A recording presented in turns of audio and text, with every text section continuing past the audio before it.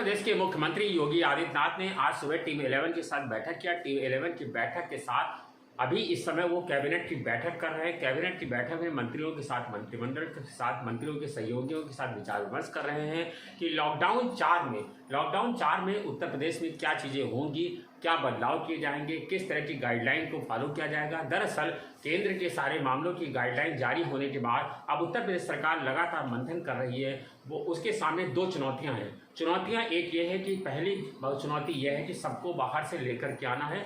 दूसरी चुनौती यह है कि संक्रमण को रोकना है। उत्तर प्रदेश में संक्रमण के मामले बहुत तेजी से बढ़ते जा रहे हैं। जिस तरह के संक्रमण के मामले अभी तक उत्तर प्रदेश सरकार की कहा जा रहा था कि उत्तर प्रदेश से सबसे तेजी से संक्रमण रोका जा रहा है, वो संक्रमण रोके जा रहे थे, लेकिन अब प्रवासी मजदूरों ने जिस तरह से आके संक्रमण के मामलों को बढ़ा दिया है, वह संक्रमण के मामले उत्तर प्रदेश सरकार के लिए चुनौती का विषय बनते जा रहे हैं। जिसके चलते अब उत्तर प्रदेश सरकार ने इसी विषय पर कल से वो लगातार मंथन कर रही है। और अब जहाँ तक सारे राज्यों ने अपने यहाँ लॉकडाउन 4 की गाइडलाइन को जारी कर दिया है, लेकिन उत्तर प्रदेश सरकार अभी भी मंथनों के दौर से गुजर रही है। माना जा रहा है, उम्मीद ये है कि देर शाम तक हो सकता है कि आज गाइडलाइन जारी कर दी जाए, लेकिन अभी भी उत्तर प्रदेश सरकार किसी निष्कर्ष पर नहीं पहुंच चुकी है कि किस तरह की गाइडलाइन जारी हो जाए। आपको बता दें कि ये जो प्रवासी मजदूर हैं, ये बाहर से आकर के सरकार के सामने इतनी दिक्कतें इन्होंने खड़ी कर दी है कि जो मजदूर बाहर से आ रहे हैं, जब अधिकारियों ने बताया कि जब उनको बसों पर या ट्रेनों पर चढ़ाया जाता है तो उनकी कई मजदूरों के पासों से पैरासीटामोल और क्रोसिन जैसी टैबलेट निकल रही है। वो उसको खाते हैं, थर्मल स्कैनर में नहीं आते हैं। जब वो उतरते हैं तो वो थर्मल स्कैनिंग में नहीं आती है, तो जिससे चलते वो गाँव में पहुँच जा रहे हैं। उनका एक मकसद है सिर्फ कि हम उनके अपने घरों तक किसी तरह पहुँच जाएँ। जब वो घर जाने के बाद बस्तियों में संक्रमण रहा है। लखीमपुर, फतेहपुर जैसे जिले ऐसे थे जहाँ पर संक्रमण का एक मामला नहीं था, लेकिन एक ही दिन में आज 32 मामले फतेहपुर, लखीमपुर जैसे जगहों पर पहुँच चुके हैं। तो ये जो चुनौतियाँ हैं सरकार के सामने बहुत बड़ी चुनौतियां हैं, क्योंकि जो उत्तर प्रदेश की जो स्थितियां हैं वो इस तरह की नहीं है कि अगर बड़ी संख्या में मरीज सामने आएंगे तो उसको रोका जा सके।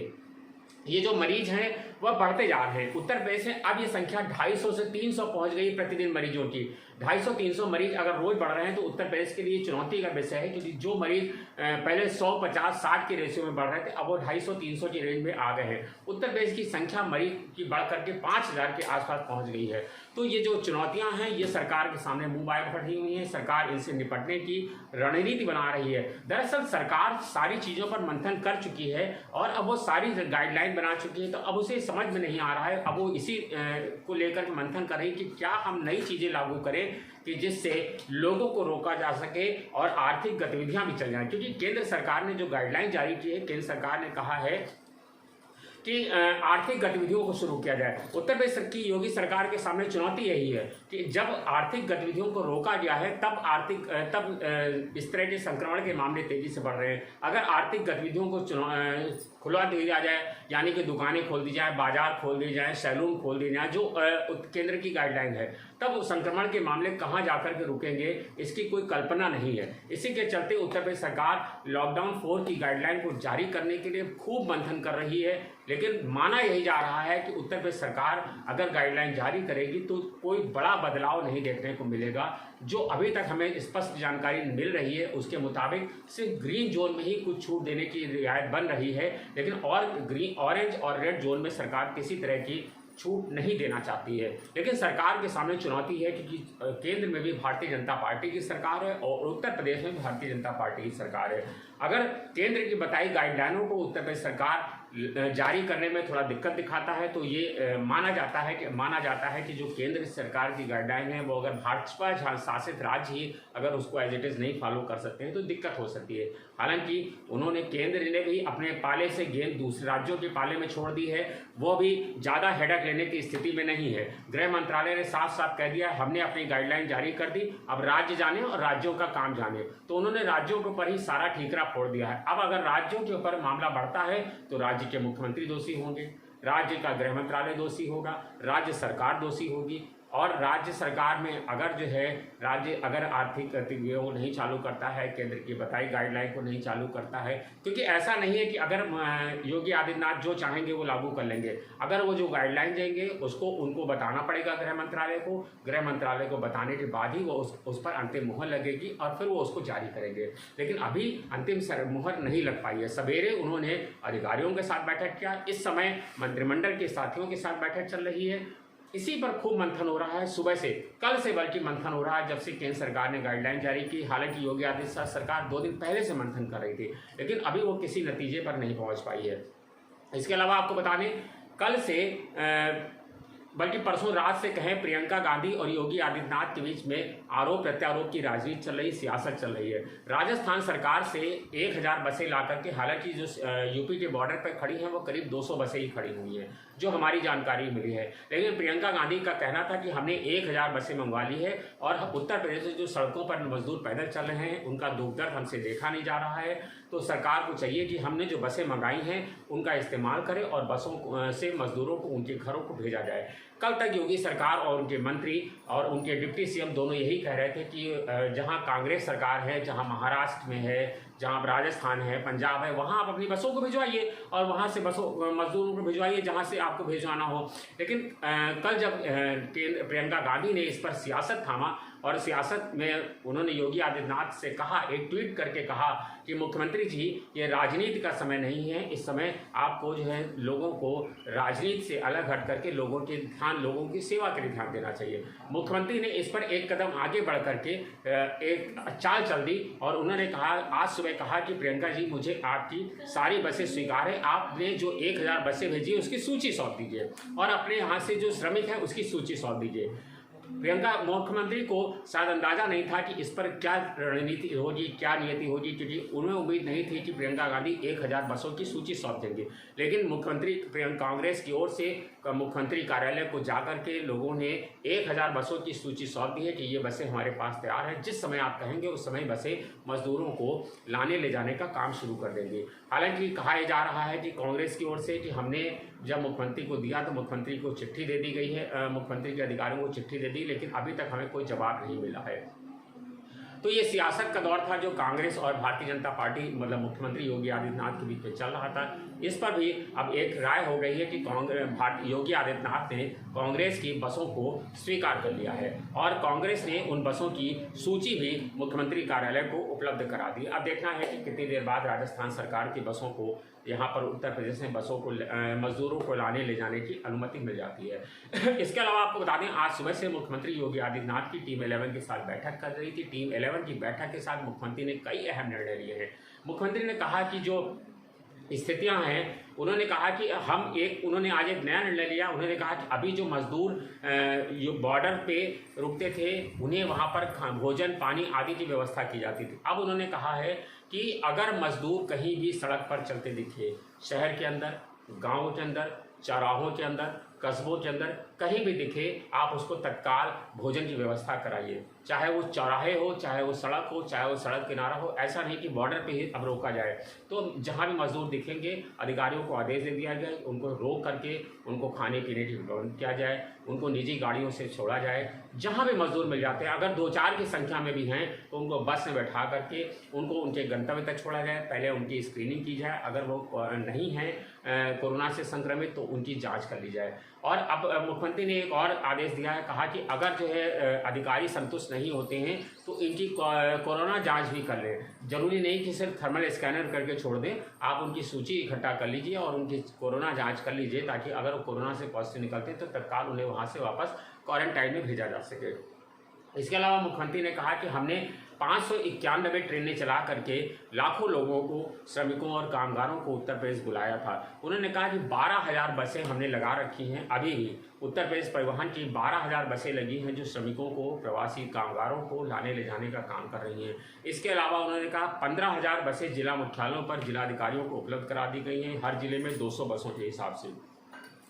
इन बसों में लोगों को लाने ले जाने की व्यवस्था है। उन्होंने कहा कि बड़ी संख्या में हम जो इकट्ठा कर रहे हैं, कोशिश कर रहे हैं प्रवासी श्रमिकों को, कामगारों को लाने ले जाने के लिए, ताकि इन लोगों को लाने ले जाने के लिए व्यवस्था की जा सके। उसके बाद भी हम और उसके बाद हम यही अपील कर रहे हैं लोगों से कि प्रवासी श्रमिक किसी भी हालत में पैदल न चलें। अगर कहीं पर व्यवस्था नहीं हो पा रही इतनी सारी व्यवस्थाओं के बावजूद, क्योंकि बहुत बड़ी संख्या है, तो अगर कहीं चूक हो रही तो उनको थोड़ा सा इंतजार कर लें। हम सबको बारी बारी से लेकर के आएंगे। इसके अलावा मुख्यमंत्री ने नोडल अधिकारियों को आदेश दिया और कहा कि राज्यों में जो मजदूर हैं, उन्होंने अन्य राज्यों से अपील की, मुख्यमंत्रियों से अपील की कि जो भी मजदूर हैं उनकी सूची हमें उपलब्ध करा दी जाए, ताकि हम उन राज्यों से ही उनको सीधे ले करके हम अपने उत्तर प्रदेश में राज्य में आ सकें। तो उन्होंने सभी राज्यों से सूची मांगी है कि अभी भी उनके यहाँ कौन से मजदूर ऐसे हैं जो मुके हैं। आपको बता दें कि दिल्ली कांग्रेस का एक नेता का सामने आमने नाम आ रहा है, कहा जा रहा है कि वो 10-12 चक्कर लगा कर प्रतिदिन यूपी बॉर्डर पे लोगों को छोड़ दे रहे हैं, मजदूरों को ला करके।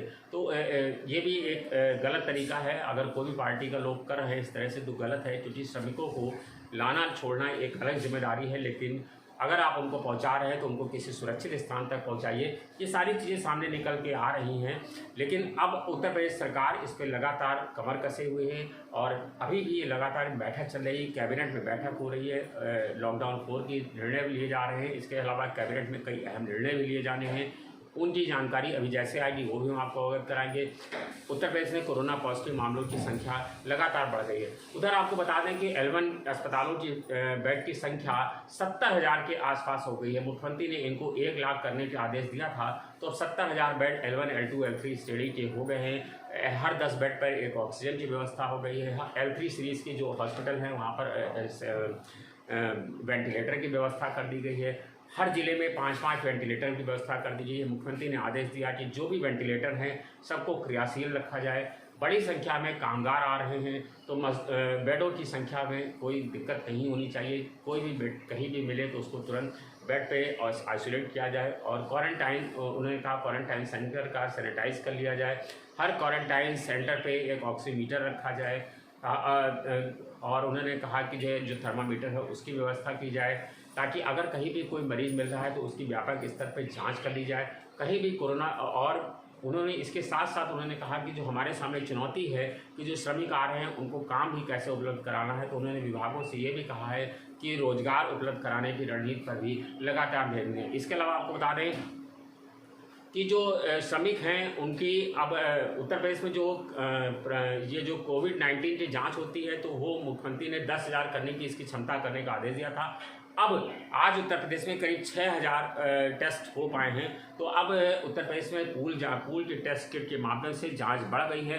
अब 6,000 लोगों की जांच प्रतिदिन होना शुरू हो गई है। तो उत्तर प्रदेश सरकार लगातार इस पर मंथन कर रही है। कोविड-19 की लेकर के मुख्यमंत्री सुबह से लेकर अपने अधिकारियों के साथ बैठक कर रहे हैं, मंथन कर रहे हैं कि कैसे अधिक से अधिक संख्या में प्रवासी मजदूरों को लाया जाए। उन्होंने कहा कि हम उत्तर प्रदेश इकलौता प्रदेश है पूरे देश में जहां सबसे ज़्यादा श्रमिक कामगार, इतने श्रमिक कामगार किसी भी राज्य से नहीं आए हैं, ना किसी भी राज्य में आए हैं। उन्होंने कहा हम राजस्थान, मध्य प्रदेश, झारखंड, तेलंगाना, पश्चिम बंगाल, दिल्ली सभी जगहों से लेकर के आए हैं। उन्होंने कहा कि ये बात जरूर कही जा रही है कि उत्तर प्रदेश से मजदूर जरूर मर रहे हैं। औरैया में जो हादसा हुआ उसमें एक सरकार की नाकामी सामने आई है कि सरकार की नाकामी ये सामने आई कि जो मजदूर थे जो मर गए थे उन्हीं के साथ साथ घायलों को भी उसी गाड़ी में डाल करके भेज दिया गया। जब ये वीडियो वायरल हुआ वहाँ के मुख्यमंत्री ने ट्वीट किया, तो मुख्यमंत्री ने यहाँ पर जो जांच का आदेश दिया और प्रयागराज में उस ट्रक को रोका गया और वहाँ से घायलों को अलग बैठाया गया और जो मृतक डेड बॉडी थी उनको अलग शिफ्ट किया गया, दोनों को शिफ्ट किया गया। जब ये चीज़ें सामने आई तो मुख्यमंत्री ने हालांकि इस मामले की कड़ी जांच के आदेश दिए हैं और कहा है कि ऐसा नहीं होना चाहिए, लेकिन जिन अधिकारियों ने किया हम उसको सजा भी देंगे। लेकिन मुख्यमंत्री ने कहा कि ये सवाल तो ठीक है कि पुलिस अधिकारियों ने गलती की या जो लोग भी थे उन्होंने गलती की और इसकी जांच होगी और इसमें कड़ी सज़ा भी दी जाएगी जो लोगों ने डेड बॉडी के साथ घायलों को भेजा है। लेकिन उन्होंने कहा कि औरैया का जो हादसा हुआ है इसका उत्तर प्रदेश से कोई लेना देना नहीं है। उत्तर प्रदेश से कुछ मजदूर जरूर थे, लेकिन उन्होंने कहा ये राजस्थान से आ रहा था और मध्य प्रदेश। दोनों जिलों के दोनों राज्यों के ट्रक ड्राइवर थे, दोनों राज्यों के मजदूर थे, और वो उत्तर प्रदेश हो करके गुजर रहा था और रास्ते में ये उन्नाव में रास्ते में औरैया में हादसा हुआ है। तो उन्होंने कहा कि ये दुर्भाग्य है कि उत्तर प्रदेश में अधिक हादसे हो रहे हैं, और इसके लिए मुख्यमंत्री ने आज एक और रणनीति बनाई है। उन्होंने ARTO और RTO दोनों को आदेश दिया है और कहा है कि एक प्रवर्तन टीम बना लें और रात दिन लगातार सड़कों पर निरीक्षण करेगी और देखेगी, क्योंकि लॉकडाउन चल रहा है तो सड़कों पर सन्नाटा है, तो लोग अनियंत्रित तरीके से स्पीडिंग को ड्राइव करते हुए गाड़ियां बहुत तेज़ी से चला रहे हैं। तो उन्होंने कहा आज से आप जो है हाईवे पे लगातार एक टीम जांच करती रहेगी, किसी भी हाईवे, हर हाईवे पे एक टीम जांच करेगी RTO ARTO की, ताकि जो है गाड़ियां अनियंत्रित ना चलें और सड़क पर हो रहे हादसों को रोका जा सके। तो आज से सड़क पर हादसों को रोकने के लिए भी उत्तर प्रदेश सरकार ने रणनीति बना ली है और कहा है कि उन लोगों को भी रोकेगी ARTO RTO की टीम जो लोग 2 पहिया और 4 पहिया वाहन पे भी लोगों को लाने और ले जाने का काम कर रहे हैं। अब देखना है कि उत्तर प्रदेश सरकार की इन रणनीतियों पर जिस तरह से अमल हुआ है। मुख्यमंत्री, कई विपक्ष आरोप लगा रहा है, मायावती ने आज आरोप लगाया है कि मुख्यमंत्री काम कर रहे हैं पर उनके अधिकारी उनकी नहीं सुन रहे हैं, यही कहा जा रहा है विपक्ष की ओर से। अब देखना है कि मुख्यमंत्री अपने अधिकारियों पर किस तरह से अपना कड़ा रुख अपना पाते हैं ताकि अधिकारी उस काम को ठीक ढंग से अंजाम दे सकें, ताकि मुख्यमंत्री की जो रणनीतियां हैं वो उस पर पूरी तरह से अमल हो सके। और जो उत्तर प्रदेश में दुर्घटनाएं हो रही है, उत्तर प्रदेश में दुर्घटनाओं में करीब 100 से ज़्यादा लोग श्रमिक, प्रवासी श्रमिक मारे जा चुके हैं। तो ये उत्तर प्रदेश सरकार के लिए एक बहुत बड़ी चुनौती भी बन के सामने उभरी।